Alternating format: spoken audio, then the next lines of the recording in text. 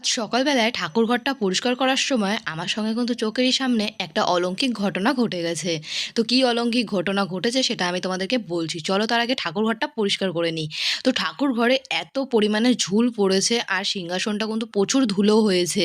তাই আমি কিন্তু সিংহাসনের ভেতরটা সুন্দর করে মুছে নিয়ে এই জায়গাটা পরিষ্কার করে তারপরে কিন্তু নিচটা আমি ঝাড় দিয়ে নিয়েছি। তো চলো এবার ফ্যানের ওপর-টোপরগুলো একটু মুছে নিতে হবে।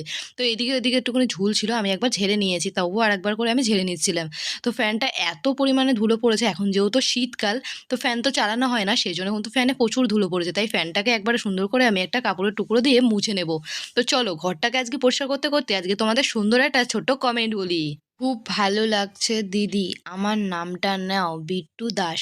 তো থ্যাংক ইউ বিট্টু, আমাকে এত সুন্দর একটা কমেন্ট করার জন্য। আমার তরফ থেকে রইলো তোমার জন্য অনেক, অনেক ভালোবাসা। অনেক ভালো থেকো বিট্টু তুমি। তো দেখো আমার এই ঘরটা গোছানো কমপ্লিট হয়ে গেছে আর বিছানার চাদরটা পাল্টে নিয়েছি। যেহেতু ঘরটা ঝেড়েছি নোংরা হয়ে গেছে, তাই একটা নতুন চাদর পেতে দিয়েছি।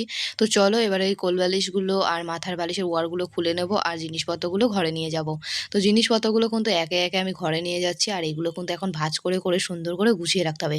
জানো তো বন্ধুরা, এই শীতকালটা আসলে যেন সকালটায় আরো কাজ বেড়ে যায়। দেখো একে তো সকালে একটা সংসারে প্রচুর কাজ থাকে, তোমরা তো সবাই জানো কম বেশি সংসারে কত কাজ থাকে, করতেও তো হয় বাড়িতে নিশ্চয়ই সবাইকেই। তো দেখো না এখন ঘরের ভেতরটা গুছিয়ে নিয়েছি আর জানলাটা খুবই নোংরা হয়েছিল, জানলাটাও আমি মুছে নিলাম। তো কি অলৌকিক ঘটনা ঘটেছে যে চোখের সামনে তোমাদেরকে একবার বলি তাহলে। তো বন্ধুরা ঠাকুরের একটা ফুল আমি সরিয়ে রেখেছিলাম, জানি না কিভাবে আবারও আমার সামনে চলে আসলো, এটাই ঘটেছিল আজ সকালে।